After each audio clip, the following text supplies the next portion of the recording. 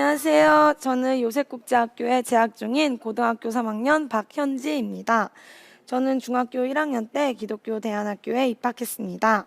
현재 제가 다니고 있는 요셉국제학교는 매일 예배와 기도, 태필린 등 영성훈련을 체계적으로 하고 각 교과가 기독교 세계관으로 재구성되어 기독교 교육을 하는 학교입니다. 또한 우리 학교의 표어는 행복한 학교, 꿈이 있는 학교로 학생들이 학교 생활을 다양하게 할 수 있는 프로그램을 진행합니다. 그중 제가 제일 인상 깊었고 즐겁게 참여했던 프로그램은 바로 1박 2일 공동체 게임입니다. 1박 2일은 말 그대로 이틀 동안 정해진 팀원끼리 선생님들이 준비하신 다양한 게임들을 통해 공동체성을 기르는 활동입니다. 그때 광고를 패러디해서 학교를 홍보하는 영상을 제작하는 시간이 있었습니다. 특히 패러디 영상은 보는 사람들에게 웃음을 주는 것이 중요하다고 생각해서 망가지기를 두려워하지 않고 적극적으로 참여했습니다.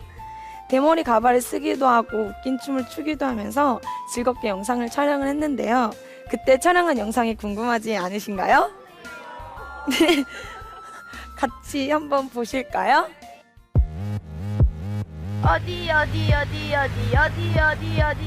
용시, 청인구, 원산면, 독성리 536번지로 와라 요셉국제학교로 와라 여기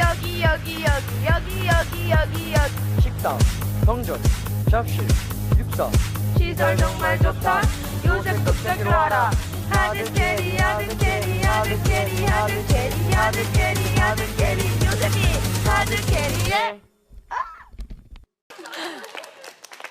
어떠신가요? 이 영상이 우수작으로 선정되어 유튜브에 올라갈 수 있었을까요?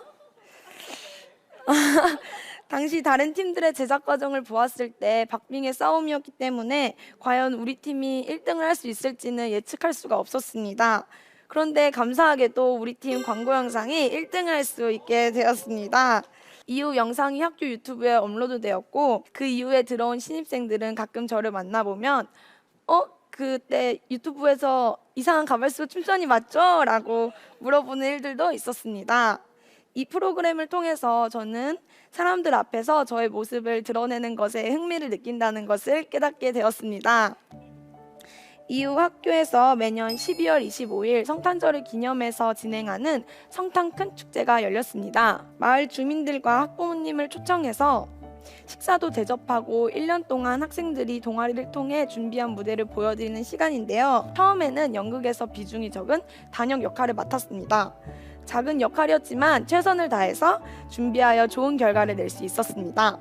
그래서 이후에 진행된 성탄 큰 축제에서는 연극에서 주인공 역할을 맡게 되었습니다. 가난하고 돈밖에 모르며 보이스피싱을 하는 역할이었습니다. 이상한 단장과 어투로 연기를 하는 것이 어려워 늦은 밤까지 연극을 연습했습니다. 이 역할을 충실히 임해서 저는 연기할 때 저의 잠재되었던 끼를 발견할 수 있게 되었고요. 관객들의 웃음을 보며 그들뿐만 아니라 저도 함께 즐거워한다는 것을 깨닫게 되었습니다. 이후 저는 50과 난타를 통해 또 무대에 오를 수 있었습니다. 그러나 50을 연습할 때 다른 팀원들에 비해 안무를 익히는 속도가 더뎌서 조금 어려움을 많이 겪었습니다. 하지만 쉬는 시간마다 연습을 하고 선생님께서는 무대에 올랐을 때 웃는 표정이 중요하다고 하셔서 50을 연습할 때 항상 웃는 표정으로 충실히 임했습니다. 어느 날 50 동아리에서 쉬는 시간에도 꾸준히 연습을 하는 모습을 보신 난타 선생님께서는 난타 무대도 함께 서보는 게 어떻겠냐고 제안하셨습니다. 그때 많이 불안하기도 했고 괜히 팀에게 좋은 결과를 주지 못할까봐 걱정이 많았습니다. 그래서 난타 선생님에게 부탁해 1대1 코칭도 받고 어떻게 하면 더 멋있는 자세가 나올 수 있을지 여러 노력을 했습니다. 이런 노력 덕분에 축제에서는 비록 작은 실수가 있었지만 꾸준한 연습이 있었기에 실수를 극복하고 좋은 무대를 만들 수 있었습니다.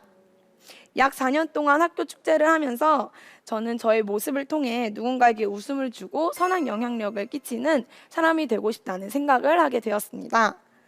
그렇게 고2가 될 무렵 학생 대표로서 학교에서 진행하는 프로그램인 청소년을 위한 재능기부 100인 특강 MC 자리를 맡게 되는 귀한 기회가 생기게 되었어요. 한 달에 한 번씩 많으면 한 달에 2-3분 정도 학교에 오셔서 강연을 해주시는 강사님들을 소개하는 일이었습니다.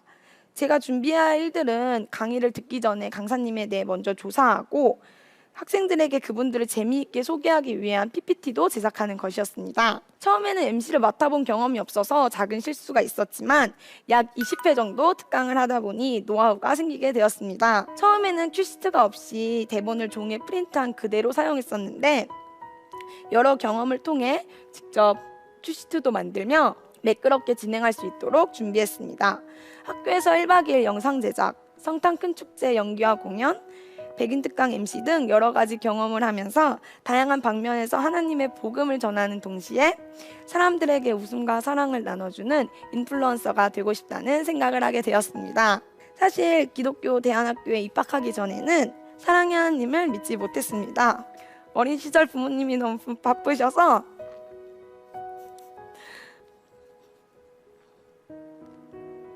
사랑을 받지 못하고 자랐기 때문에 사랑이란 하나님의 마음을 알 수가 없었습니다.